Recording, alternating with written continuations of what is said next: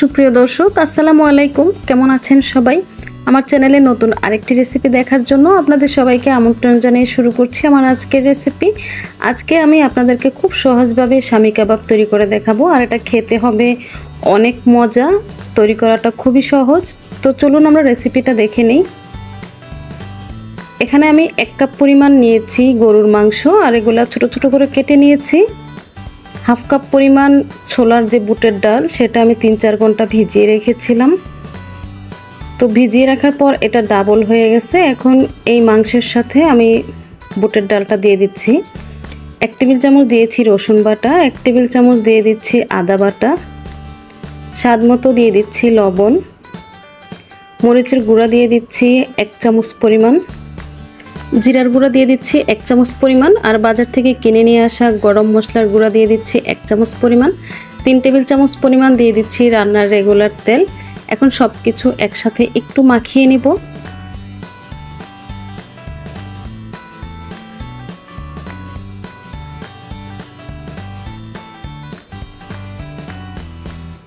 তো সব কিছু একসাথে ভালো করে মেশানো হয়ে গেছে।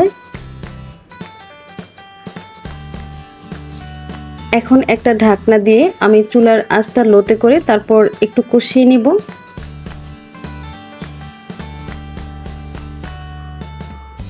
তো 10 মিনিট পর আমি ঢাকনাটা সরিয়ে একটু নেড়েচেড়ে দিচ্ছি। এখানে এক্সট্রা কোনো পানি এখন আমি দিব না। মাংসর গা থেকে যে পানিটা ছেড়েছে সেটা দিয়েই আমি এখন এই মাংসটা খুব ভালো করে কষিয়ে নিব। চুলার আঁচটা এ পর্যায়ে কিন্তু একদম লোতে আছে। আবারও ঢাকনা দিয়ে দিব। তো এভাবে করে আমি এই বুট আর মাংসটা খুব ভালো করে কষিয়ে নিয়েছি। যখনই দেখবেন মাংসের গা থেকে তেল ছেড়ে দিয়েছে, তখন পরিমাণ মতো দিয়ে দিব পানি। এমনভাবে পানিটা দিতে হবে যাতে একদম মাংস আর বুট খুব সুন্দরভাবে সিদ্ধ হয়, আর পানিটাও একদম শুকিয়ে যায়। তো আমি প্রায় 1 ঘন্টার মতো এই বুটের ডাল আর মাংসটা খুব ভালো করে পানি দিয়ে সিদ্ধ করে নিয়েছি। এ পর্যায়ে দেখুন পানিটা কিন্তু শুকিয়ে গেছে। এখন আমি এটা ঠান্ডা করে তারপর ব্লেন্ড করে নিব। তো দেখুন আমি এটা ঠান্ডা করে ব্লেন্ড করে নিয়েছি। এখন এর মধ্যে আমি দিয়ে দিচ্ছি 1 কাপ পরিমাণ পেঁয়াজ কুচি, 3-4টা কাঁচামরিচ কুচি দিয়ে দিচ্ছি, আর দিয়ে দিচ্ছি ধনেপাতা। সেই সাথে 1 চামচ পরিমাণ দিয়ে দিচ্ছি বাজার থেকে কিনে আনা গরম মশলার গুঁড়া। একটা ডিম দিয়ে তারপর আমি মেখে নিব। প্রথমে একটা ডিম দিয়ে মেখে নিচ্ছি, পরে যদি লাগে তাহলে আরেকটা ডিম দিব।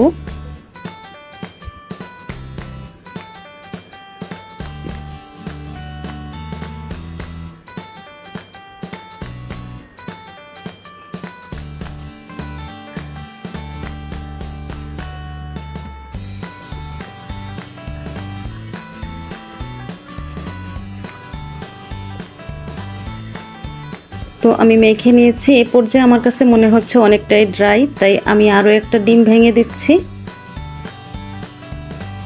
আর এখানে অবশ্যই ডিমটা দিতে হবে।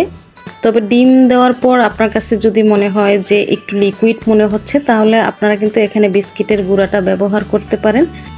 ডিম কিন্তু অবশ্যই ব্যবহার করতে হবে।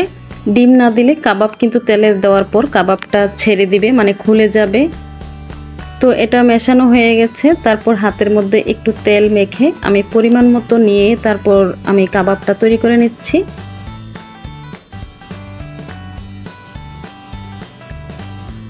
হাতে তেল মেখে তারপর কাবাবটা তৈরি করলে হাতে আর লেগে আসে না। তো দেখুন একটা কাবাব আমি তৈরি করে নিয়েছি। তো আরও একটা কাবাব আমি আপনাদেরকে তৈরি করে দেখাচ্ছি।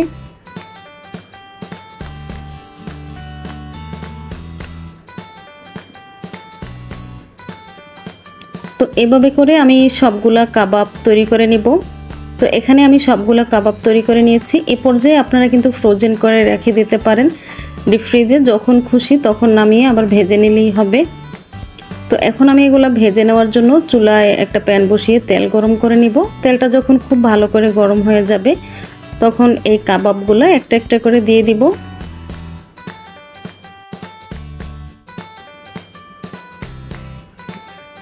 তো চুলার আঁচটা মিডিয়াম রেখে তারপর আমি কাবাবগুলো ভেজে নিচ্ছি।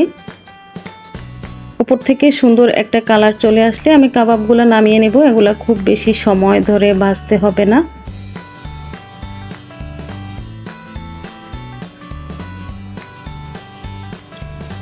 তো কাবাব ভাজা হয়ে গেছে, আমি তেলটা ঝরিয়ে নামিয়ে নিচ্ছি। এর মধ্যে খুব সুন্দর একটা কালার চলে আসছে।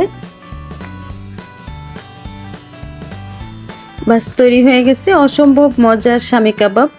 আর এই কাবাবটা খেতে কিন্তু অনেক মজা। পোলাও, ফ্রাইড রাইস বা এমনিতে খালি খেতেও খুব ভালো লাগে। সেম রেসিপি ফলো করে আপনারা যদি এই কাবাবটা তৈরি করেন ইনশাল্লাহ খুব ভালো লাগবে।